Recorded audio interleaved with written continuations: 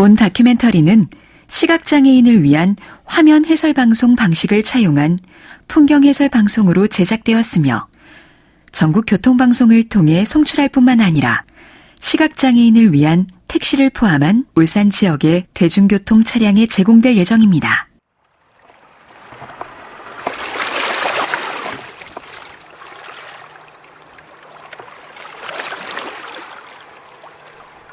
여행을 떠납니다. 파도 소리를 듣고 바닷바람을 느끼고 바다 내음을 맡고 몽돌과 모래를 만지고 수평선을 봅니다. 여행은 오감의 향연입니다. 하지만 모든 사람이 오감으로 여행을 할 수 있는 것은 아닙니다. 울산에도 적지 않은 수의 시각장애인이 있습니다. 울산광역시 시각장애인 복지연합회 이현자 총무국장의 말입니다. 울산광역시 복지여성건강부 복지인구정책과 2021년도 11월 기준으로 자료에 의하면 울산에는 4,800여 명의 등록 시각장애인 분이 계십니다. 그리고 이 중 저희 연합회에 등록되어 있는 회원분은 1,100명 정도 됩니다.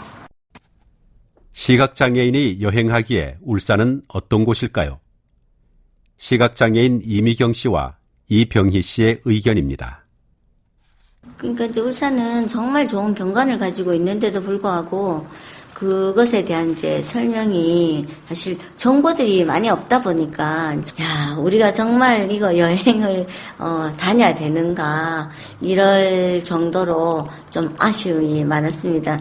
비장애인들이 처음에 가자마자 느끼고 시각적으로 보는 것들을 시각장애인들이 느낄 수 있도록 음성이나 아니면 뭐 점자라든지 혹은 뭐 해설사의 음성을 통해서 기본적으로 객관적인 정보를 전달할 수 있는 매체가 부족하다. 그러면 이제 접근 시작부터가 잘 안 되는 거죠. 그런 게 제일 아쉬고. 시각장애인도 충분히 만끽할 수 있도록 소리로 풍경을 보는 아주 특별한 울산 여행을 시작해보려 합니다.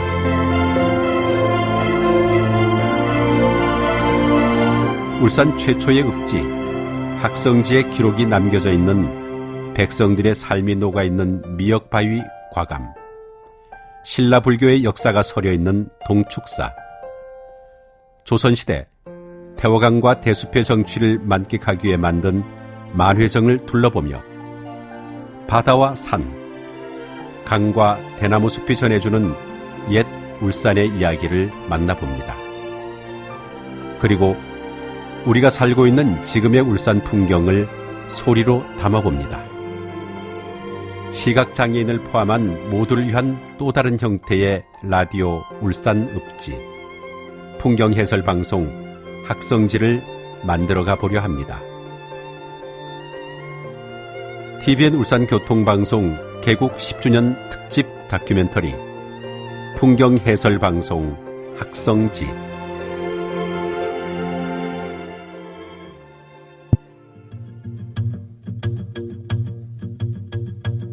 가로 21cm, 세로 37cm. 한지로 엮어진 빛바랜 책이 있습니다. 표지엔 학성지, 한자가 적혀 있고 66쪽으로 구성되어 있는데 내용도 모두 한문이며 붓으로 쓴 필사본입니다. 이 책이 바로 울산 최초의 읍지 학성지입니다. 학성지의 학성은 울산의 벼호입니다. 울산박물관 신형석 관장과 경북대학교 역사교육과 우인수 교수의 말입니다.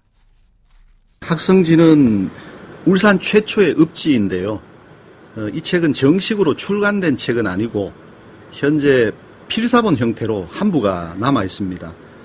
이 책이 만들어진 시기는 조선 영조 25년인 1749년에 만들어졌습니다.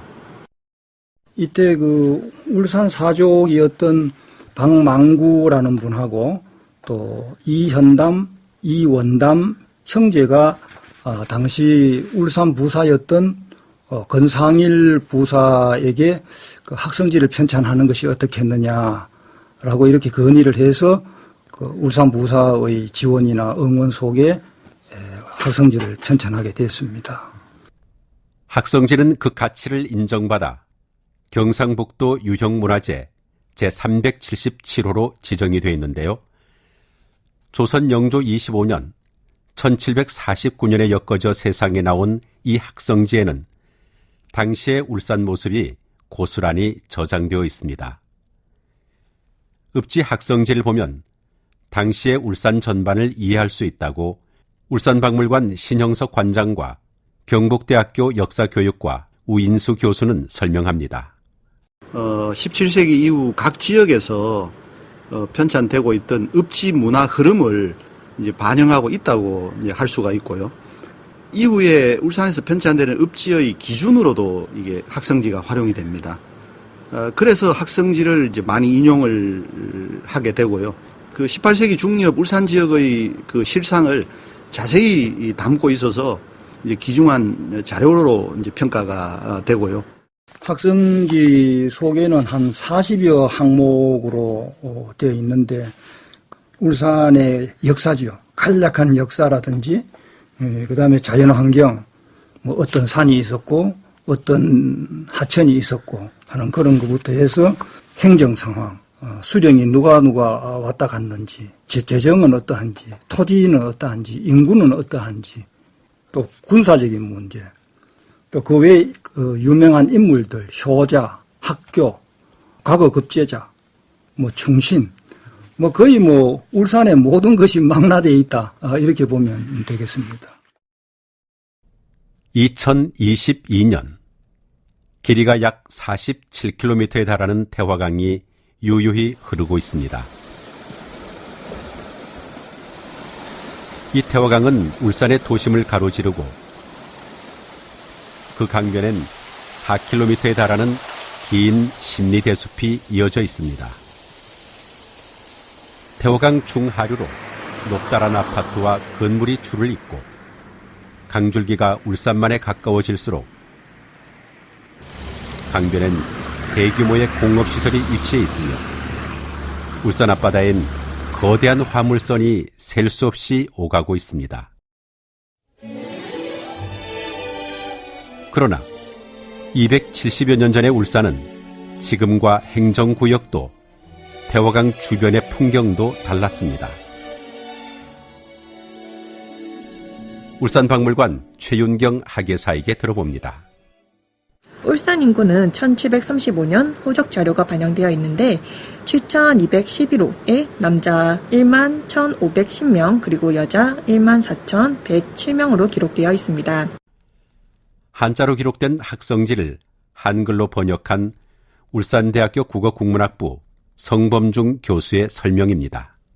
대숲을 보게 되면 바위 틈에는 해죽이 바다가 나는 대나무 해죽이 숲을 이루고 좌우편에는 좌측 우측 그 주변에는 소금 굽는 백성의 집이 수백 호가 있다 이런 게 있거든요. 그러니까 지금 그 삼산 지역에 이제 소금국이다.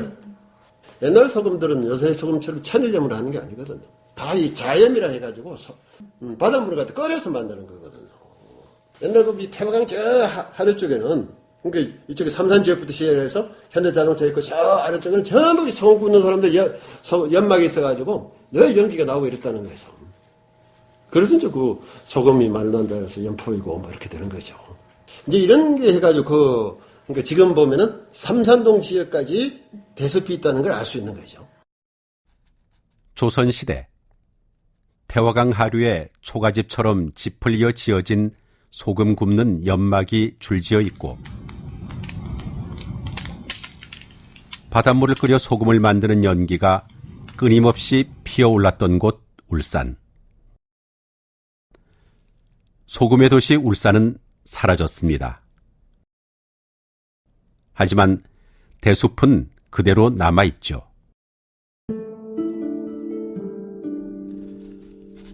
학성지에 담긴 270여 년 전의 울산을 보면 무엇이 사라지고 무엇은 남아있는지 270여 년이 흐른 후 울산의 풍경은 어떻게 달라졌는지 울산의 과거와 현재를 만날 수 있습니다.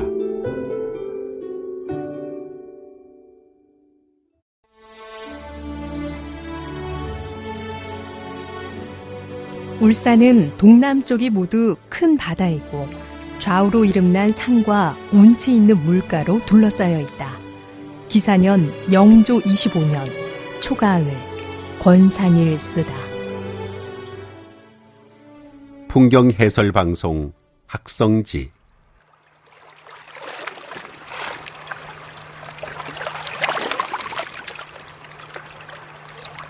시간은 흘러갑니다. 시간은 많은 것을 바꾸었지만 변함없이 한자리에 머물러 있는 것도 있습니다.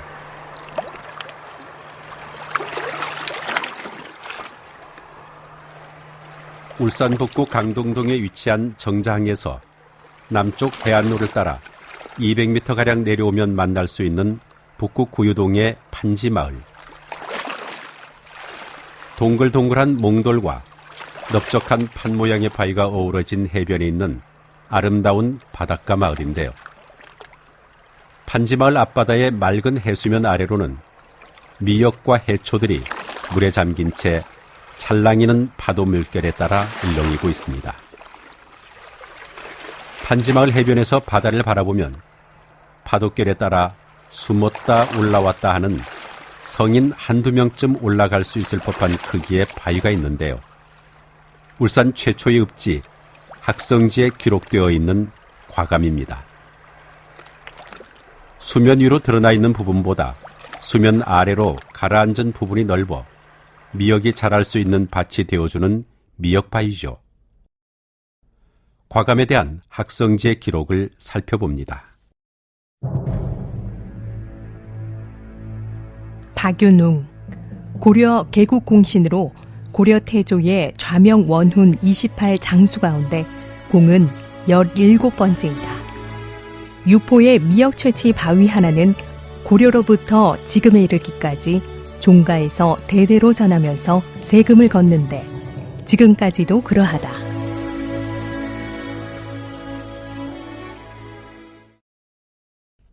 이곳에서 나는 미역은 조선시대 임금에게 진상되었던 미역, 세금으로 걷어가던 귀한 미역이라고 알려져 있는데요. 2022년의 과감 미역은 여전히 질 좋은 미역으로 유명합니다.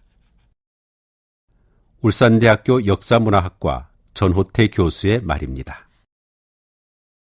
울산은 미역으로도 굉장히 유명한 지역이고, 특히 이제 해녀들이 그 바닷속에 있는 바위에서 딴 미역이 특히 가치가 있다고 높은 평가를 받았는데, 뭐 이 한양까지 올라갔으니까.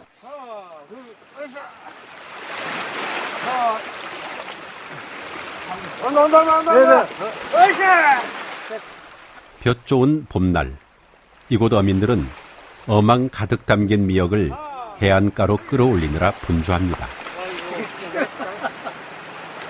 하나, 둘,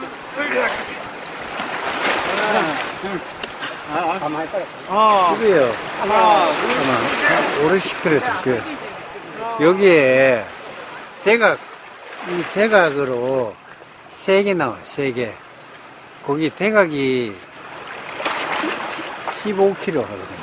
이 알 미역만 순수하게 15kg를 말르면은 그게 한 2kg, 2.5kg 요래 나와요. 끓리도 미역이 안 퍼져요. 울산 앞바다의 미역은 줄기가 길고 육질이 두꺼워 그 품질이 뛰어납니다. 이문희 울산문화관광 해설사의 말입니다.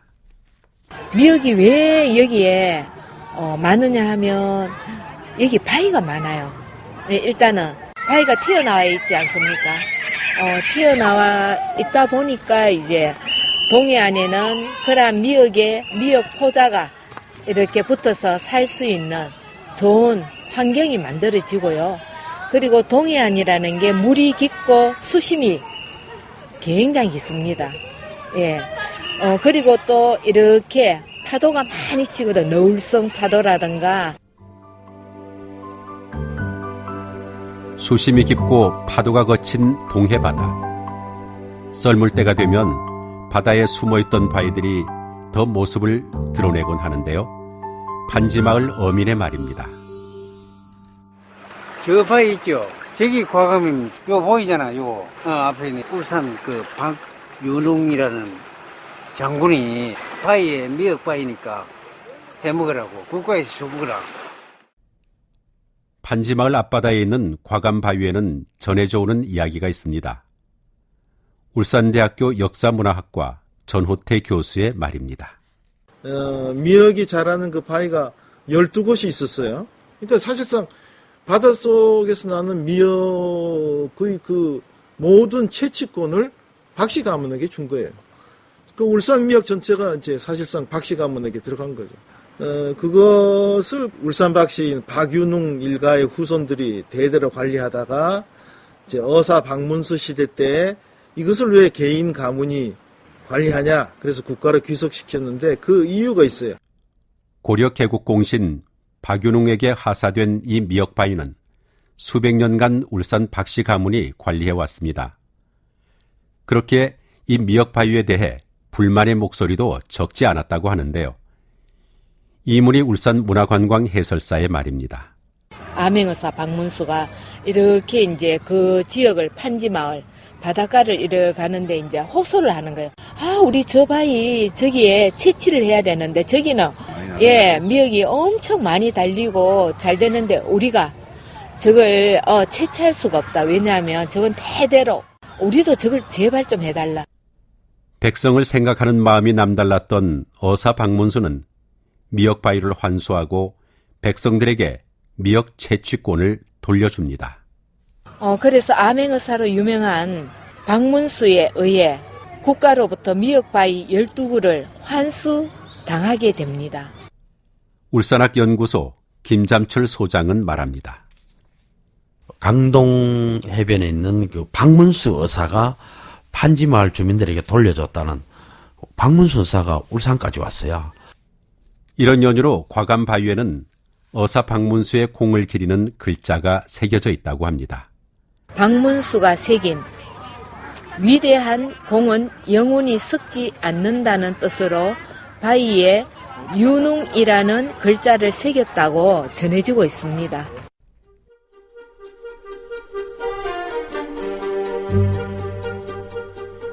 이리하여 과감바위에서 누구나 미역을 채취할 수 있게 됐으나 뜻밖의 일이 벌어지는데요. 전호태 교수와 이문희 해설사의 말입니다. 하필이면 그때 또 미역 가뭄이 든 거예요. 그러니까 이제 바다에도 가뭄이 드는 때가 있거든요. 예를 들면 눈이 많이 내리면 미역이나 김이 다 녹아버려요. 그런데 공교롭게도 3년 동안 흉작이 나는 거예요. 또 안 달리는 거예요. 무슨 조화인지는 몰라도. 이건 하늘에서 박씨 가문의 그 바위 12곳을 다 국가에 귀속시킨 그런 것이 불만이 있어서 언짢게 생각하셔서 하늘님께서 이렇게 하신 것이다. 이런 이제 이야기가 도니까 이 국가에서도 그 12개를 다 뺏은 건 좀 뭐하지 않느냐. 그래서 한 곳은 돌려줬어요. 12곳 중에서. 강동 판지 앞바다에 있던 항구를 다시 되돌려주니 풍작이 났다라고 합니다. 그 이후 지금까지도 이 미역바위는 울산 박씨 집안이 상징적으로 소유권을 가지고 있습니다.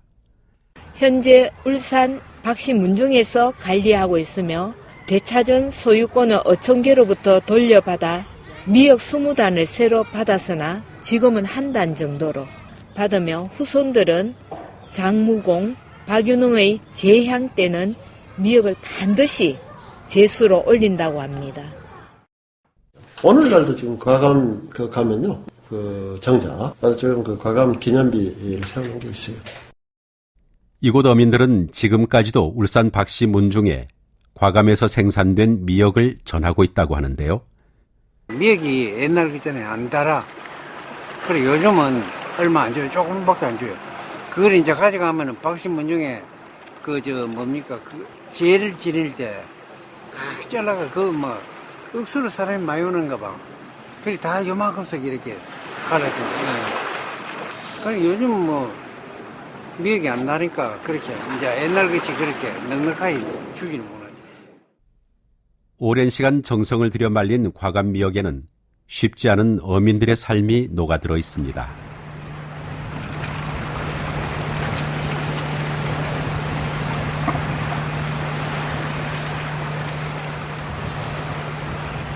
봄이 되면 구유 판지마을 어민들은 미역 채취로 손길이 바빠집니다. 맛있겠지요, 미역이. 버들이하이. 젊은 사람 이런 걸 먹을 줄 모르고요, 너.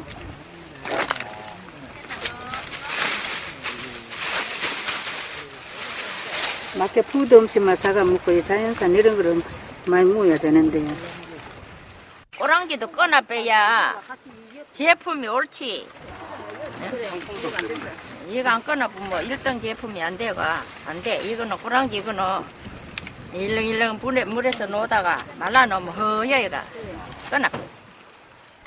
볕 좋은 날이 바로 미역을 채취하고 말리기 좋을 때죠. 바다에서 건져 올린 자연산 미역을 일일이 칼로 다듬어 기울어진 나무판에 널어놓고 햇볕에 말리는 작업을 하는데요. 이 보세요. 우리 입에 들어가는 먹거리가 그냥 들어가는 게 아니고 이게 수많은 과정을 거쳐가 그리 들어가는 거예요. 이래가 저래 해가 또 바구니 우리가 그 하얀 거 좀 그래가 이게 또 시판되는 거는 전부 하나하나 전부 포장을 해가 딱히 다 붙여가 검열해가 그래 나가는 거예요. 미역 한해 농사를 잘 짓기 위해서는 매년 과감을 깨끗이 닦고 미역이 잘 자라도록 환경을 만들어주는 것도 중요하다고 하네요. 많이 하지. 물빨 좋지, 미역 좋지, 미역. 제일 늦게 하는 거라서 오늘 일 하는 거지. 그 전에 다 일했어요. 엄청 많이 해요. 이거 돈이 말도 못하게 나온다니까. 이게 여기 이제 마지막이니까. 좀 있으면 추석 쉬고 10월달 되면 돌 이제 밤 매듯이 돌로 하얗게 깎는 거라. 밭에 풀 없인 돌 매려고 하면 호미니까 실개로 하얗게 깎아놓으면 거기에 이제 풀이 앉는 거라.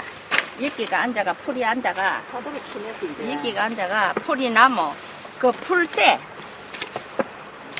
미역이 다는 거라. 그게 이제 자연산이니까. 그거는 이제 미역이 좋아지면 풀은 녹아지고. 해마다 이제 미역을 채취하고 나서는 다들 해녀분들이 모여가지고 미역 바위 닦기를 해요. 그래야만이 이제 잘 닦아놔야만이 거기에 또 미역 포자들이 또 거기에 붙어서 새롭게 또 이렇게 붙어서 잘 자라게 되거든요. 잘 닦아줍니다. 그래서 그 어촌계에 분들이 다 나와서 그게 하나의 우리 육지에서 밭농사 하듯이 땅을 일구듯이 바다에도 그 바위돌, 거기를 잘 닦아서 다시금 그 포자가 잘 붙도록 그렇게 하는 행사를 매년 갖고 있습니다. 이들의 부단한 노력이 있기에 지금도 품질 좋은 미역이 우리 식탁에 오르고 있는 것일 테지만 찾는 이는 예전만 못하다고 하는군요. 출산율도 줄어들었고 미역 먹을 사람도 없고 이제 전부 이제 소가족이다 보니까 미역을 그렇게 선호 안 해요. 엄서방 그러더라고는 엄서방 미역 안 따놓게 미역 작년에 미역 사놓은 것도 있고 모델 알라로 많이 나야 뭐 알라 나가 먹게. 백화점에도 뒤갔는데 백화점에도 안 뒤간단다. 그러니까 미역 해놓으면 얼른 사가가야. 그렇게 많이 달라졌어요. 이제는 옛날하고 한 포기 사는 사람이 거의 없어요. 3분의 1쪽씩 사고. 시대가 변해가도 바다는 여전히 어민들에게는 중요한 삶의 터전입니다. 헤일 수 없이 수많은 밤을 내 가슴 도려내는 아픔에 겨워 얼마나 울었던가 동백아가씨. 그리움에 지쳐서 울다 지쳐서. 현재와 과거가 공존하는 울산 앞바다의 이야기는 오늘도 바다 위에 흐르고 있습니다.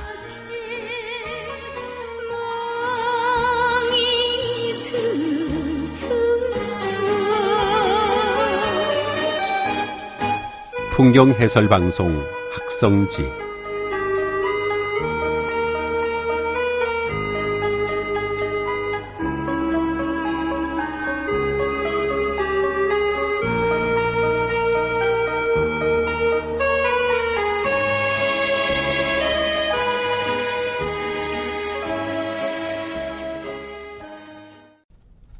조선시대 울산 최초의 읍지 학성지가 나오고 270여 년의 시간이 흘러 2022년 사람들이 살아가는 모습은 변했습니다.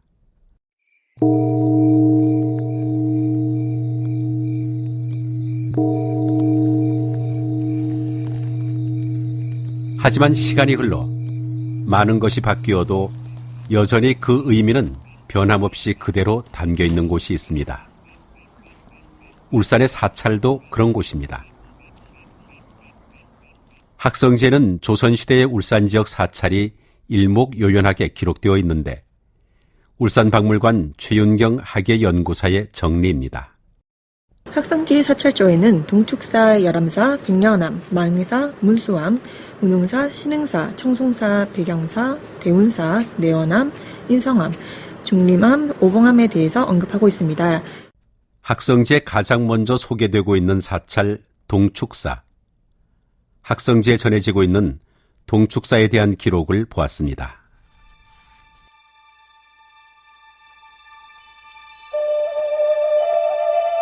동축사, 마골산에 있다. 신라 진흥왕 17년 556년 병자년에 큰 배가 와서 하곡현의 사포에 정박하였다. 이곳은 지금의 울산 곡포이다. 서축의 아유광이 황철 5만 7천 근과 황금 3만 분을 모아서 석가 3존을 주조하려고 하다가 이루지 못하고 이에 모형 불상으로서 일불 2보살을 함께 실어서 바다에 띄우며 축원하기를 바라건대 인연이 있는 나라에 이르러서 장육존상을 이루소서라고 하였다. 고을의 관리가 글을 올려서 아뢰니 왕이 명령하기를 마침내 그 고을로 하여금 성 동쪽에 시원하고 탁 트인 곳을 골라서 동축사를 세워서 불상을 안치하였다.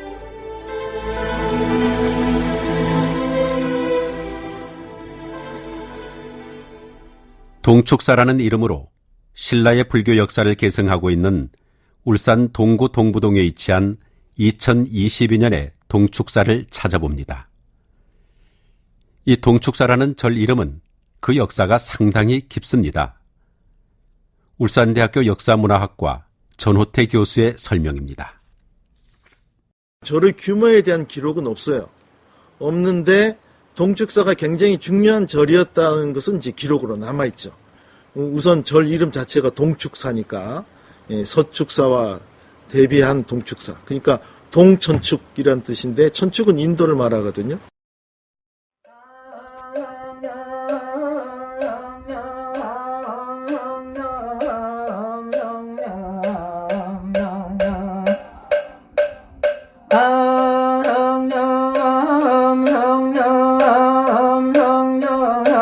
울산 동구 마골산 아래에 위치한 옥류천 공영주차장에서 시작되는 가파른 길을 따라 올라가면 연등을 줄지어 달아놓은 돌계단이 나오는데 이 돌계단을 5분 정도 더 오르면 아래로 동구의 아파트와 먼 바다가 펼쳐진 마골산 줄기에 위치한 동축사에 닿을 수 있습니다.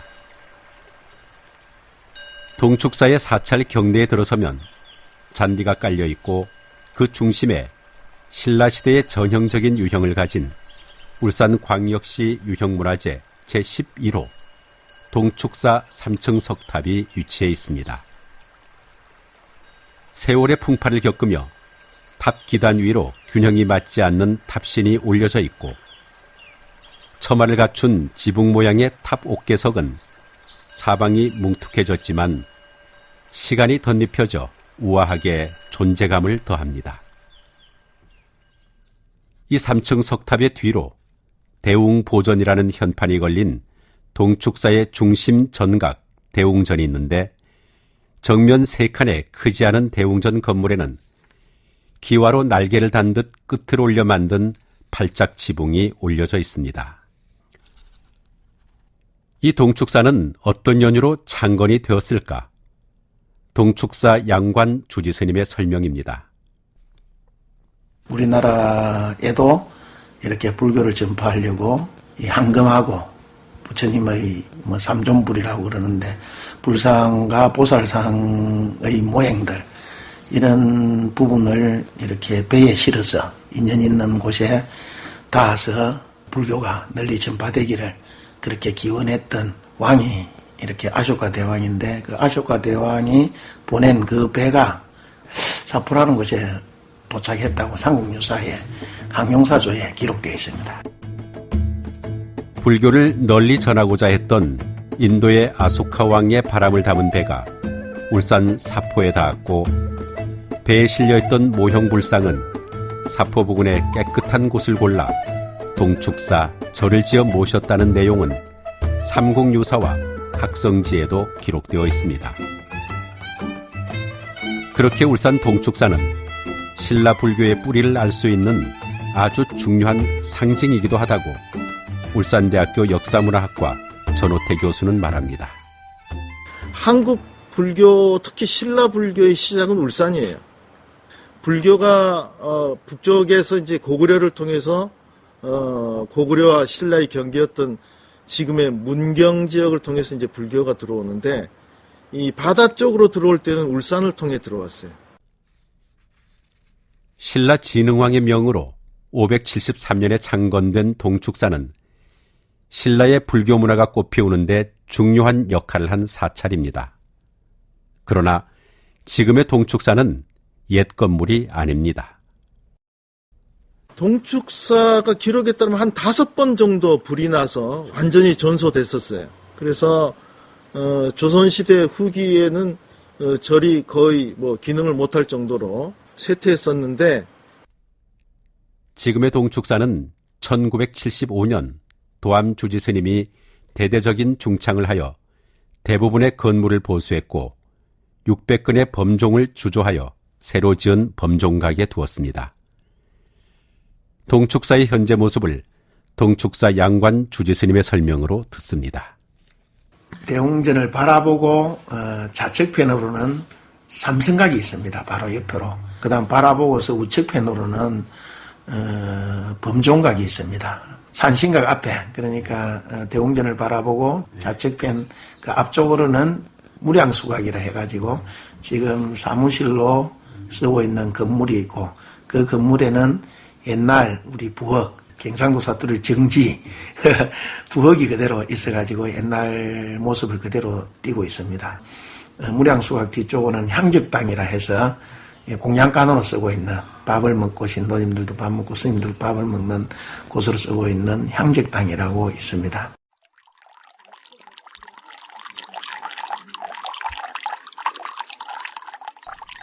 대웅전의 좌측편에 위치한 무량수각 옆으로 끊임없이 맑은 물이 떨어지는 샘이 있습니다.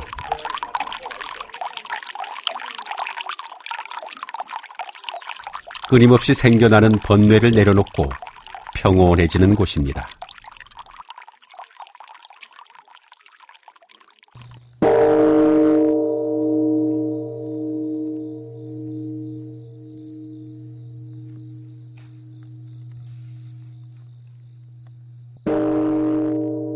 이른 새벽, 동축사의 종소리가 울려 퍼집니다. 울산 동구소리 구경 중의 일경이기도 한 이 동축사 종소리는 아주 오랜 세월 사람들의 삶에 스며들어 있었습니다. 예전에 이곳 이제 토박이 분들 이야기를 들어보면 지금 한 8, 90대 동축사에 종을 치면 새벽 그 시간에 우리 그 소리가 이 방어진까지 들렸다라고 하거든요. 동축사 신도 신기룡 씨의 말입니다. 차가 이제 없고 이래 할 때는 저 멀리까지 이제 이 종소리가 다 들렸어요. 그나마 여기는 높은 곳이니까 그게 울려 퍼지는 거지. 우리 집에는 들려. 들리지. 화장실에 가면 한 번씩 들려.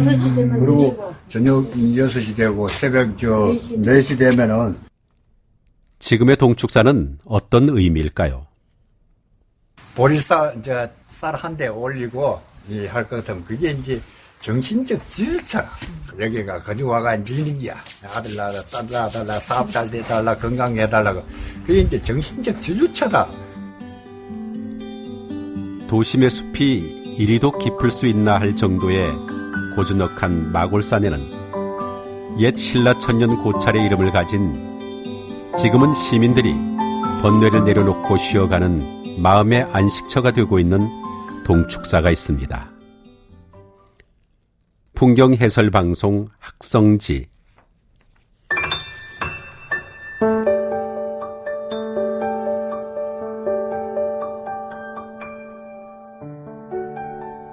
동축사가 있는 마골산을 지나 울산을 가로지르는 태화강을 거슬러 약 4km 이상 빽빽하게 자리 잡고 있는 심리대숲으로 향합니다.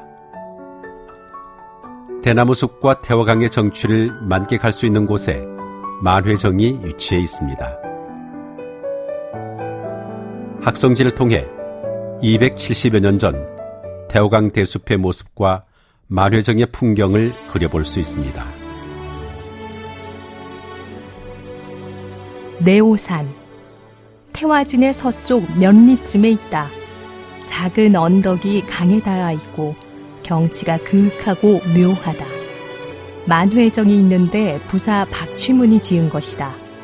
정자 안에는 가늘고 긴 대숲이 몇 묘가 있고 아래에는 낚시터가 있어서 관어대 세 글자를 새겨놓았다.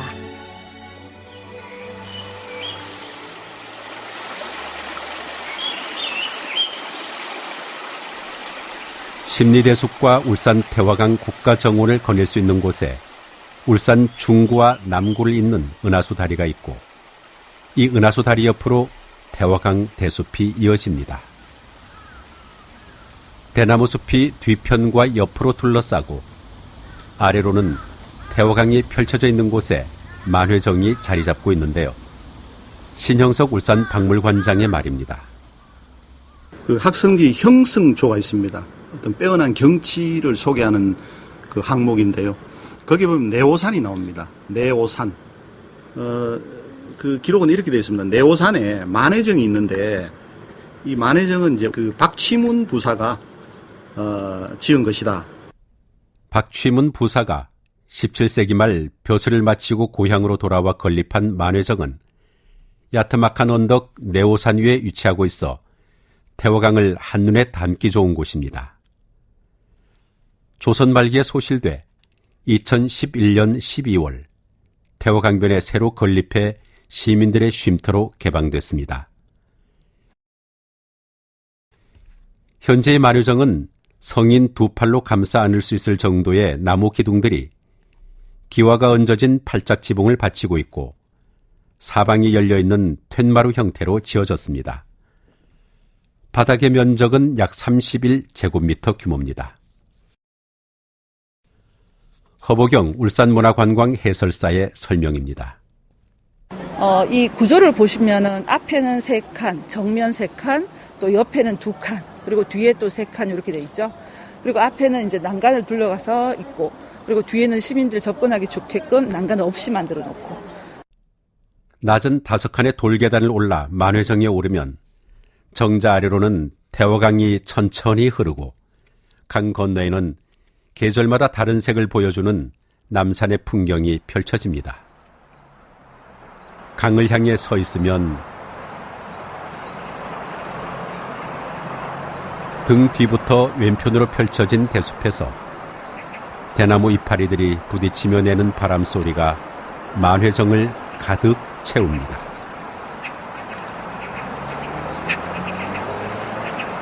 만회정을 오른편에 두고 내리막길을 조금 내려오면 강변 따라 오른편으로 오솔길이 펼쳐집니다. 좁은 오솔길을 20m쯤 걸어가면 오른편에 관어대라 불리는 바위가 우뚝 솟아 있습니다. 태화강과 명정천이 만나는 합수 지점에 물속에서 솟아있는 바위죠. 울산대학교 국어국문학부 성범중 교수의 말입니다. 아래에는 낚시터가 있어서 관어대에 3글자를 새겨놨다. 지금 그거 바로 만회정 바로 밑에 가면 바위 끝에 관어대 있잖아요. 관어대에 물고기를 구경할 수 있는 대 이런 말이거든요. 지금 거의 300년 전에 모습이랑 지금이나 비슷하다는 거죠. 그러면은.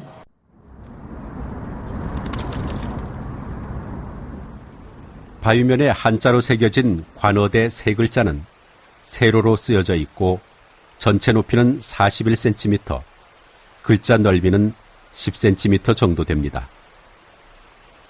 조선 후기에 누군가가 새겨놓은 것으로 추정이 되는데요. 관어대에서 강변 쪽으로 향하면 지금도 강물 위로 튀어오르는 물고기를 발견할 수가 있죠. 관어대 바로 옆 바위에는 그 옛날 누군가가 그려놓은 목을 길게 빼고 있는 자라 그림도 있습니다. 오른쪽 자라의 머리에서 왼쪽 꼬리까지의 길이는 69cm, 그림의 높이는 55cm가량으로 조선 후기나 20세기 초에 새겨진 것으로 추정되는 그림입니다. 울산대학교 국어국문학부 성범중 교수의 말입니다. 그 밑에 가면 이제 관어대가 딱 있고, 관어대뿐만 아니고 지금은 그게 이제 자라 그림도 원래 새겨진 게 있잖아요. 그 자라 그림이라는 게 뭐냐면 그게 바로 오산이라는 거예요. 자라 그림 이게 새겨진 건 그 이전부터 있었을 가능성이 있는 거죠. 누군가 남겨놓은 흔적들은 오늘까지 남아 과거로 우리를 이어주고 있습니다. 울산대학교 역사문화학과 전호태 교수의 말입니다. 울산 태화강의 이 대숲과 노을과 까마귀와 이런 것들이 일종의 그 서정적인 풍경화의 한 장면을 연상시켰기 때문에 이제 선비들은 이 전국 각지에서 울산 쪽으로 오면 꼭 여기 태화루나 만회정 이런 데 왔던 거죠. 그래서 울산의 풍광을 읊은 그 고시들이 꽤 많이 전하는데 그런 것들이 이제 실제로 이 우리나라의 한시의 한 장을 차지할 수 있을 정도로 많이 지어졌습니다.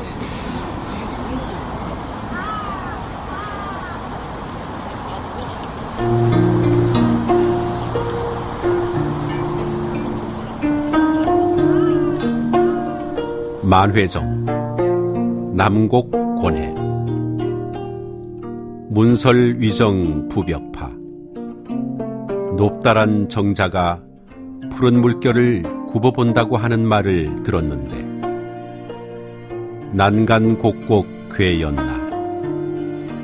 난간 굽이마다 안개 속에 덩굴이 엉켜있네. 한조만창 강성장, 차가운 조수가 저녁에 불어나면 강물소리 웅장하고 백월 초생 해색다. 하얀 달이 처음 떠오르면 바다 빛깔이 환해지네. 한시 만회정의 일부입니다. 수백 년 전 선인들이 풍류를 즐기던 태화강의 만회정.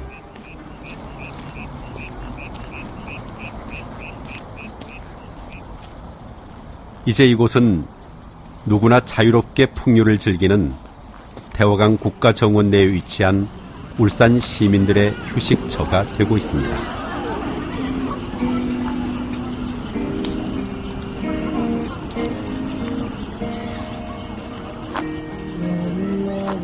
시간은 많은 것을 사라지게 하지만 또 이렇게 역사로 기억되며 오래 우리의 삶에 머무를 것입니다.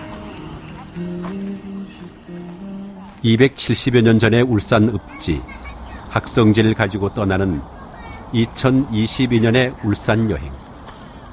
과거와 현재가 맞닿는 여행이었는데요.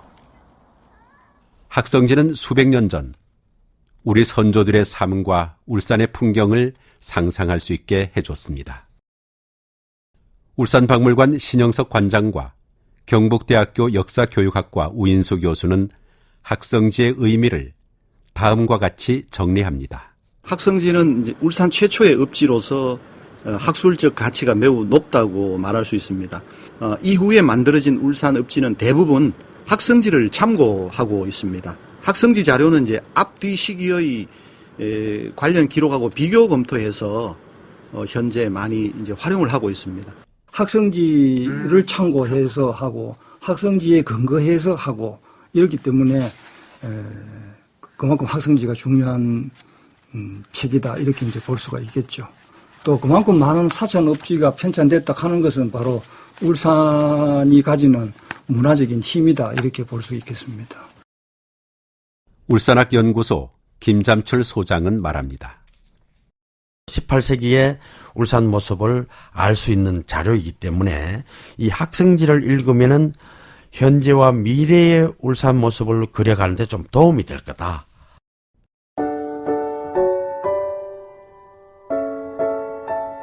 학성지에 기록된 울산의 옛 모습을 되짚어보고 오늘의 울산도 라디오 읍지 학성지로 담아보았습니다. 훗날 이 새로운 학성지는 어떻게 기억이 될까요?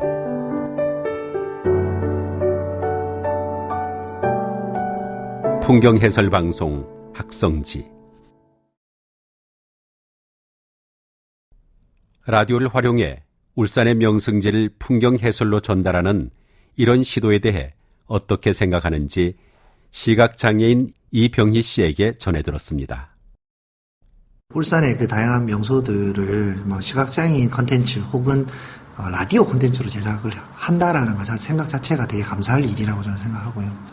라디오에서 나오는 방송, 즉 라디오를 들을 때는 시각장애인과 비장애인이 같이 앉아 있어도 라디오에서는 다 공평하거든요. 어차피 같이 안 보이는 상황이니까. 풍경해설방송 학성지를 접한 시각장애인 이미경 씨는 이런 말을 남겼습니다. 울산에 있는 명소를 다 걸어 다녀 봤거든요. 동축사는 자원봉사자하고 짝을 맞춰서 갔어요. 너무 힘들어서. 사실 나는 그때 갔을 때 종이 있다는 건 아무도 설명 안 해줬거든. 그래서 몰랐어요, 사실은.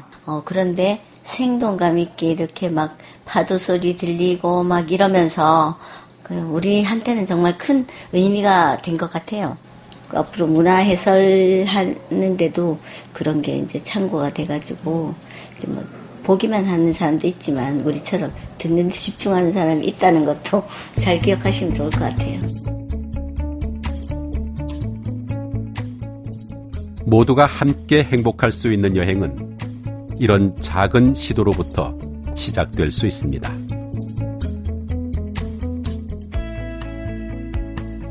울산교통방송 개국 10주년 특집 다큐멘터리 풍경해설방송 학성지. 지금까지 기획 송영식, 연출 장현준, 조원화, 구성 이은주, 김수진, 음향 박종헌, 음악 한세영, 자문, 사단법인 현장영상해설협회, 나레이션 최진구였습니다.